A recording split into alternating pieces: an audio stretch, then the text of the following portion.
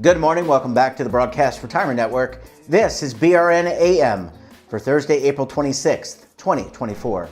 And our top story today, reducing the number of veteran suicides. Joining me now to discuss this and a lot more, Tiffany Ellett is the director of the American Legion. Tiffany, it's so great to see you. Thanks so much for joining us on the program this morning. Thank you for having me. Yeah, let's talk about, this is a difficult topic. It's one that we've covered on the network before, veteran suicide. And I want to start off, I want to get to the solutions in a couple of minutes, but let's talk about how pervasive this issue is. From your perspective and the Legion's perspective, how pervasive is and how concerned are you about veteran mental health? So the Legion has a major focus. They've had a focus for the last few years, and this year is a big year as well. We started our Be the One campaign back in 2021, and then it turned into a movement that we really use that in order to connect our veterans. This is something that's near and dear to my own heart. I have lost several brothers and sisters through suicide, and I've lost some personal friends that were not veterans through suicide. So I kind of see it on both sides. So not only is this a personal issue, but it's also an organizational focus, and it's a focus nationwide too, working with other veteran service organizations. No one should feel isolated and in that area where they feel that there's no way out. So that's really what we want to change, and we want to make sure that our veterans know that we're family and that we're all here together and that we will make it through. Yeah, and you need that teamwork in the field while you're serving. Soldiers have to serve together, and that makes a lot of sense. When it comes to mental health, what are some of the challenges? We have a military. Many of our military members and now veterans have served in foreign wars. They've Iraq, Afghanistan. So this is probably a result of some of that, potentially a result of some of that service. Yeah, so when we join the military, you have 10 weeks. Most services have some sort of boot camp or basic training for 10 weeks. And in those 10 weeks, they break down your civilian identity and they build you up as a soldier. At me personally, I was Army, so I'm going to go with soldier, but really Marine, sailor, any of that. They build you up as a service member together. So then you are a unit. Whether or not you're with the same people, you're always a unit as a main body of service members. And then you always have that connection. You have that support system. Then you build that support system in your barracks or in the houses that you live in on post. So you move as a body and you always have support with people that understand you, that people have been through the same situations or similar situations, that go through the same kind of family hardships, whether it's relationships or kids growing up. They always say it takes a village. Well, it takes a village to take care of a veteran too. And then when we get discharged, no matter what level discharge or what the reason is, we instantly become irrelevant. That's what it feels like. We no longer have that uniform. We no longer have that identity. And they don't have a 10-week deprogramming system when you leave the military.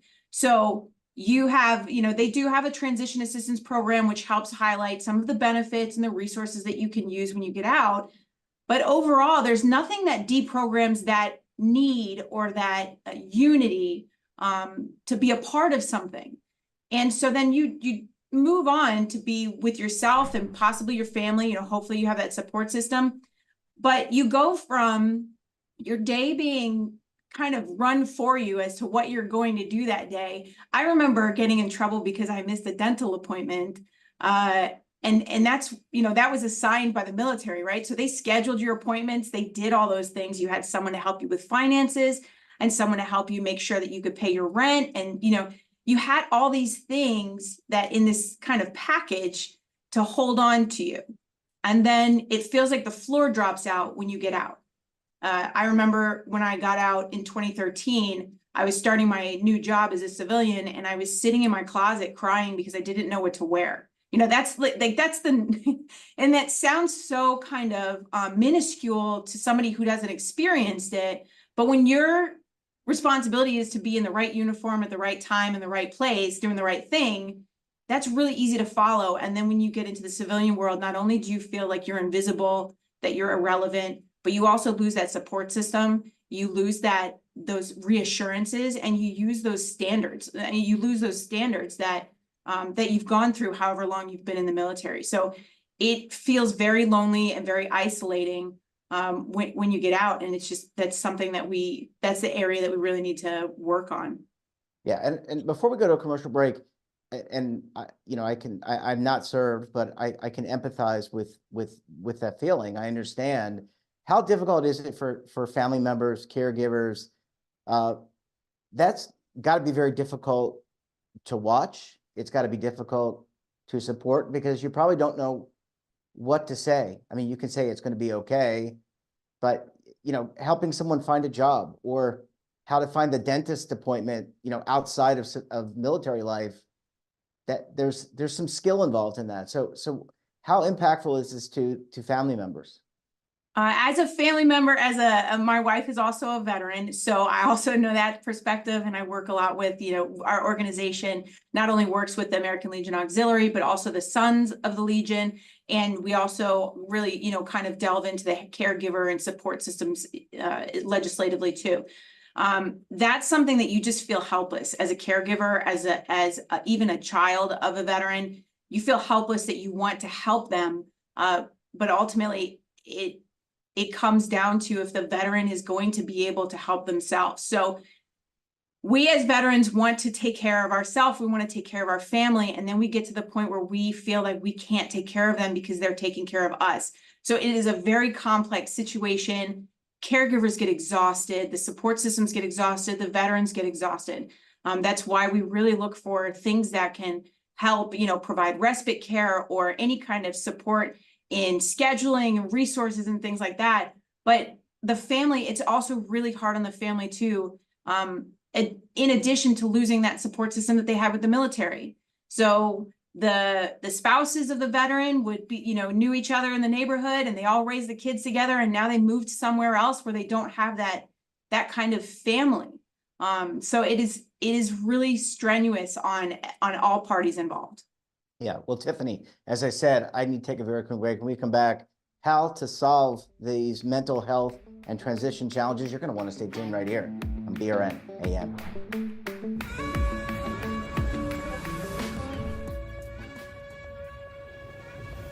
Imagine a new television network that will make you richer, healthier, and in control of your financial future.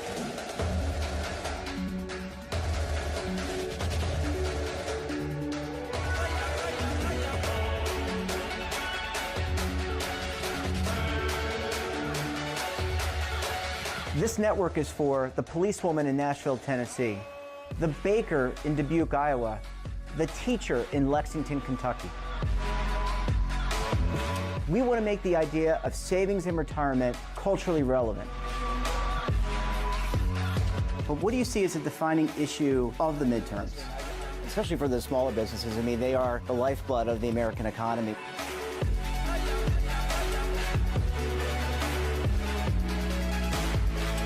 Featuring exclusive interviews, current affairs, and docuseries.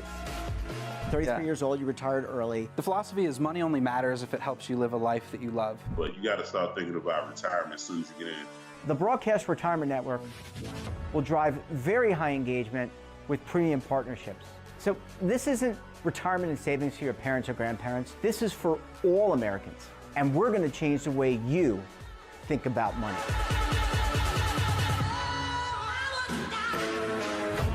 Welcome to the next frontier of retirement and savings. This is BRN, the Broadcast Retirement Network.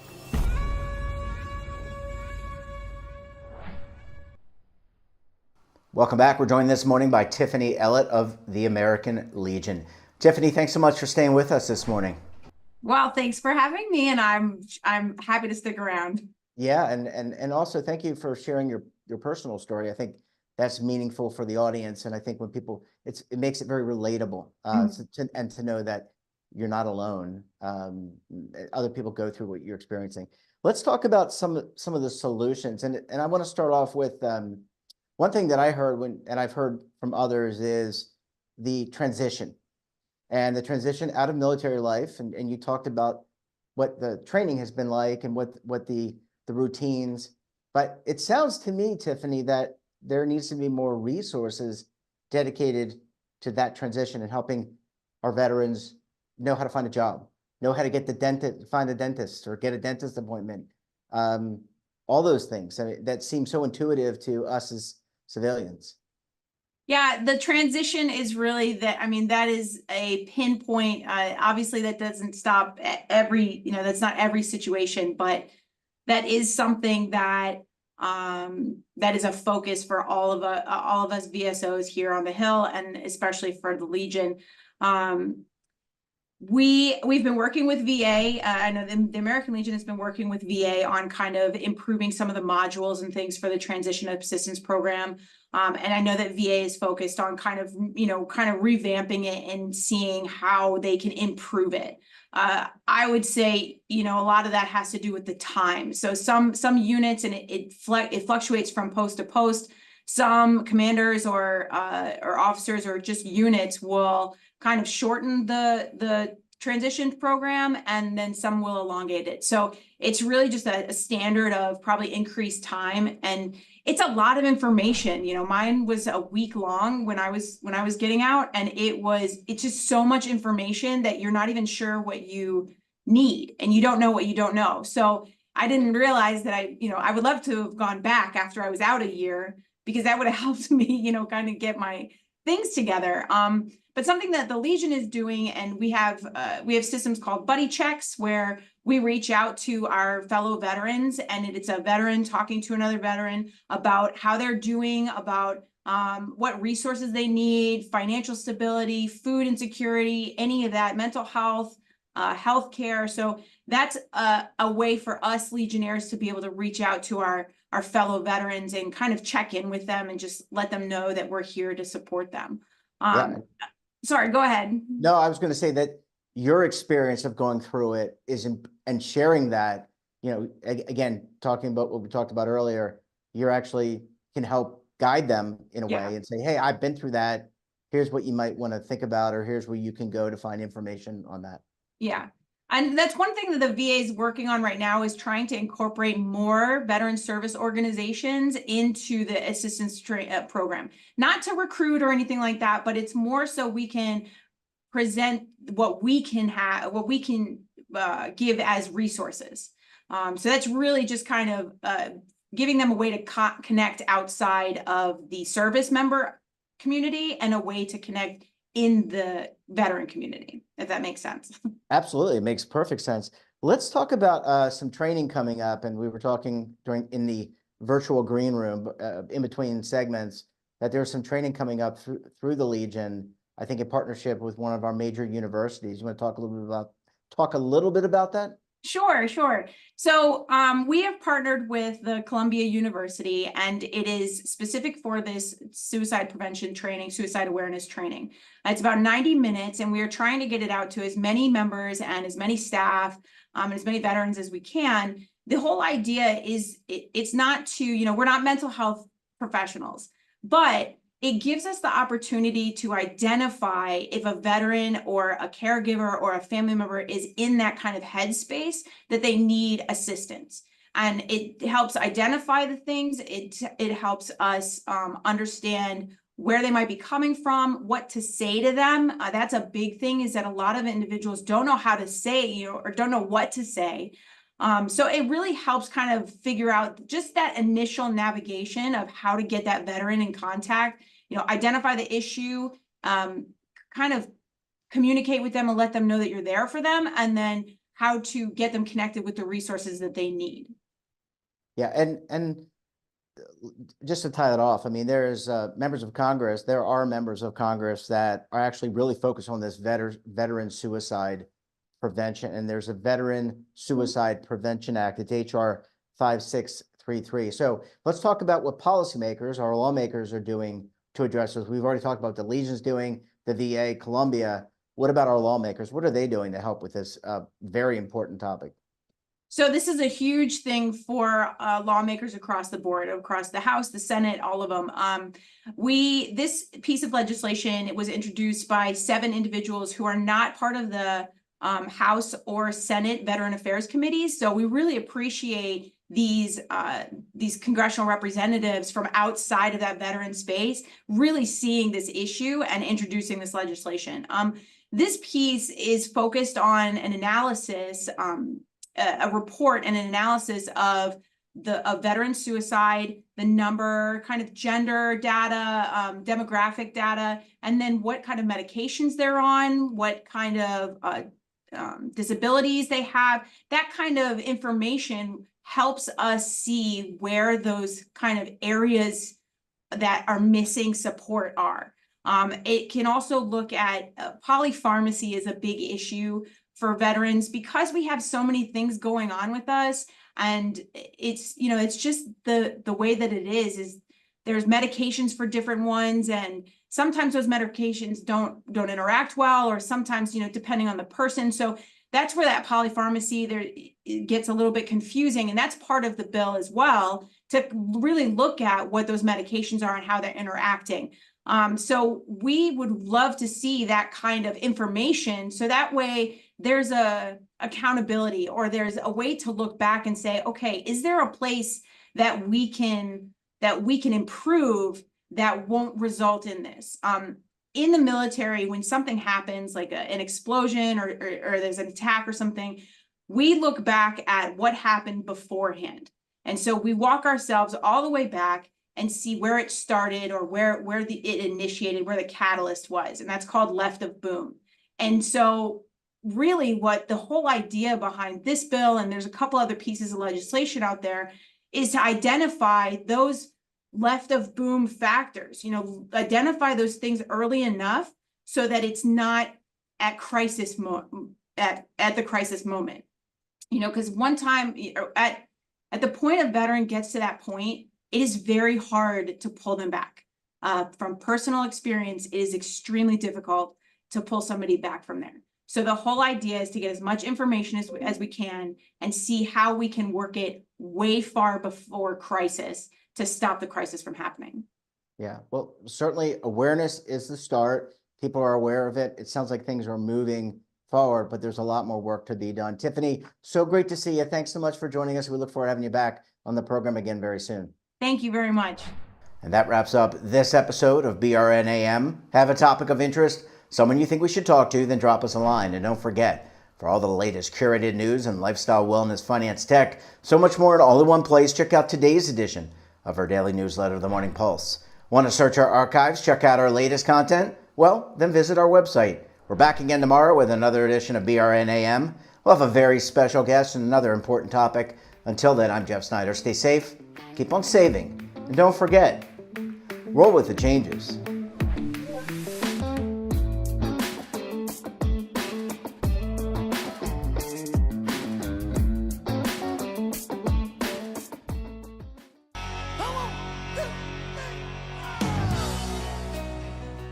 Now is your opportunity to co-create content around any topic on the first lifestyle and wellness network. Reach a global audience through our platform and co-own exclusive branded content.